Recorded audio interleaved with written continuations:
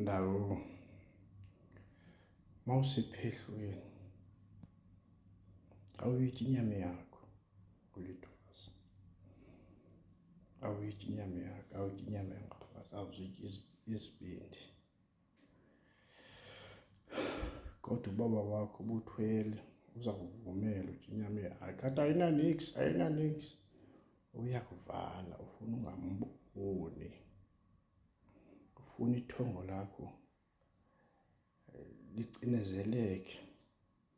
Once athi yitya inyama yakho lo baba wakho uthwasisayo, athi yitya inyama ngaphandle ngaphakathi ulithwasa, ayiyo. Uncedisana nayo uzube ethwele kwayena, athi yitya inyama yakho kodwa ulithwasa, asidibane. Uzube ebhanxa ekuvala ungamboni. Mayesithi yitya inyama yakho, inyama engaphakathi ulithwasa, uzube yena ethwele yena kuqala, esebenzisa ubumdaka wena ungamboni. Angathi yitya inyama yakho ulithwasa, athi yitya inyama yangaphakathi uyakuvala, uvala wena.